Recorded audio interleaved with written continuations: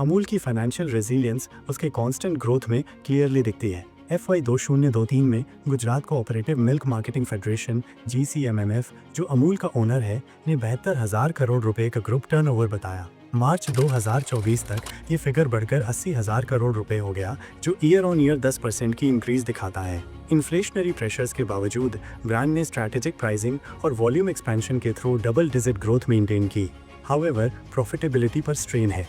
जुलाई 2024 में अमूल ने cattle feed की कॉस्ट में 15-20% की राइज को ऑफसेट करने के लिए पूरे नेशन में मिल्क प्राइसेस में 2 रुपए पर लीटर की इंक्रीज की, जो 19 मंथ्स में फर्स्ट हाइक थी। वाइल इस मूव से फार्मर पे आउट स्टेबल हो गए। कंज्यूमर स्पेंडिंग का 85% प्रोड्यूसर्स को वापस जाता है। इससे प्राइस सेंसिटिव रूरल कंज्यूमर्स के एलियनेट होने का रिस्क है। Strategic initiatives driving recovery, rural penetration and small town dominance. Amul की रिकवरी उसके रूरल फुटप्रिंट को डीपन करने पर डिपेंड करती है। पास्ट 3 इयर्स में ब्रांड ने 5,000-10,000 की पॉपुलेशन वाले टाउन्स में एक्सपैंड किया। 10 रुपए के मिल्क पाउच और 5 रुपए के बटर मिल्क सैशे जैसे अफोर्डेबल स्मॉल पैक ऑफरिंग्स का लिवरेज लिया। इस स्ट्रैटेजी का बेनिफिट मिला। FY 2024 में रूरल सेल्स में 12% की ग्रोथ हुई, जो अर्बन ग्रोथ रेट से ज्यादा है। MD जयन मेहता कहते हैं, हमारा डिस्ट्रीब्यूशन नेटवर्क अब इंडिया के उन कॉर्नर्स तक रीच करता है जो कभी अनटैप्ड थे। Value added products the new growth engine. Premium categories में डाइवर्सिफिकेशन क्रिटिकल है। अमूल के value added products minus cheese, probiotic drinks और डार्क चॉकलेट माइनस अब रेवेन्यू का 35% कंट्रीब्यूट करते हैं। कंपनी ने recently protein enriched lassi launch की और होम में स्वीट कंजम्पशन का कैपिटलाइज करने के लिए अपनी मिठाई रेंज को रिवैम्प किया। ये प्रोडक्ट्स लिक्विड मिल्क 8-10% के कंपैरिजन में हायर मार्जिन्स 18-22% देते हैं, जो कमोडिटी वॉलेटिलिटी से प्रोटेक्शन प्रोवाइड करते हैं। Global ambitions and export push.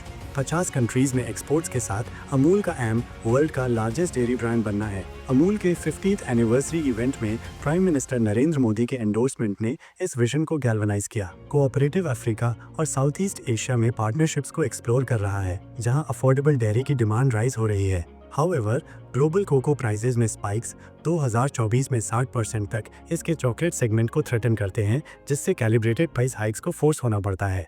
Challenges: threatening recovery, input cost volatility, dairy farming की इकोनॉमिक्स इंक्रीजिंगली फ्रेजाइल हो रही है। इरेटिक मॉनसून और फर्टिलाइजर शॉर्टेजेस के कारण 2024 में कैटल फीड की कॉस्ट में 18% की राइज हुई। वाइल अमूल इस बर्डन का पार्ट एब्जॉर्ब करता है, सस्टेन इन्फ्लेशन से लोकल डेयरीज को मार्केट शेयर लूज करने का रिस्क है। कोको माइनस चॉकलेट्स और आइसक्रीम में एक ही ingredient minus speculative trading face करता है, जिससे ग्लोबल प्राइसेस रिकॉर्ड हाइट्स पर पहुंच जाती हैं। FMCG competition intensifies. Reliance retail का रीसेंट FMCG में एंट्री डायरेक्ट थ्रेट पॉज करता है। डीपर पॉकेट्स और एग्रेसिव प्राइसिंग के साथ कॉम्पिटिटर्स अर्बन कंज्यूमर्स को ल्यूर कर रहे हैं। अमूल के रिस्पॉन्स में ऑर्गेनिक प्रोडक्ट लाइंस और फोर्टिफाइड स्नैक्स इंक्लूडेड हैं, लेकिन एग्जीक्यूशन रिस्क रिमेन करते हैं। एज मेहता एडमिट करते हैं, एवरी किचन कैटेगरी में स्ट्रैडलिंग स्पीड और स्केल डिमांड करता है। Supply chain vulnerabilities.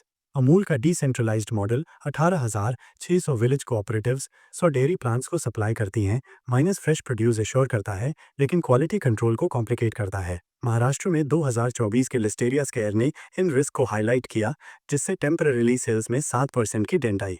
Leadership and policy supports, catalysts for turn around. Farmer centric policies. Amul का कोऑपरेटिव स्ट्रक्चर इसकी बेडरूक रिमेन करता है। 3.6 मिलियन फार्मर ओनर्स को रेवेन्यू का 85% बैक फनल करके ये लॉयल्टी और स्टेडी मिल्क सप्लाई एश्योर करता है।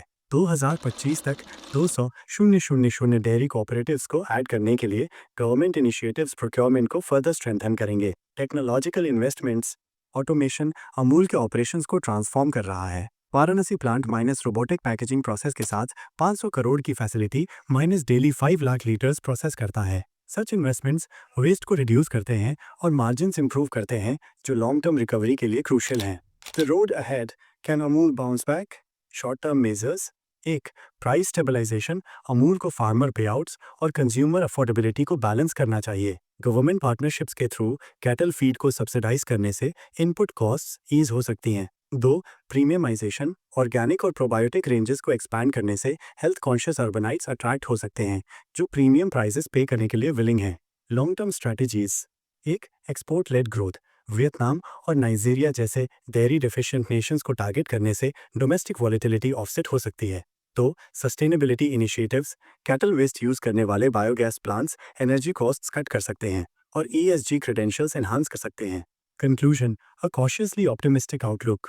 अमूल की रिकवरी ना तो गारंटीड है और ना ही इम्पॉसिबल। इसकी स्ट्रेंथ्स माइनस एक vast rural network, brand equity और फार्मर लॉयल्टी माइनस एक स्टडी फाउंडेशन प्रोवाइड करती हैं। However, cocoa price storms, Reliance, K F M C G blitz और क्लाइमेट रिलेटेड सप्लाई शॉक से नेविगेट करना एजिलिटी डिमांड करेगा। प्रूडेंट प्राइसिंग, ग्लोबल डाइवर्सिफिकेशन और पॉलिसी टेलविंड्स के साथ अमूल न सिर्फ रिकवर कर सकता है बल्कि स्ट्रॉन्गर इमर्ज कर सकता है, ये प्रूव करते हुए कि डेयरी जायंट्स भी टर्बुलेंट टाइम्स में थ्राइव करने के लिए अडेप्ट हो सकते हैं। एस जयन मेहता कहते हैं, अमूल जस्ट एक ब्रांड नहीं है, ये एक मूवमेंट है और मूवमेंट्स फेड नहीं होते, माइनस वो इवॉल्व होते हैं। मिलियंस ऑफ इंडियंस के लिए वो इवोल्यूशन ये डिटर्मिन करेगा कि उनकी किचन शेल्फ्स अटरली बटरली अमूल की बनी रहती हैं या नहीं।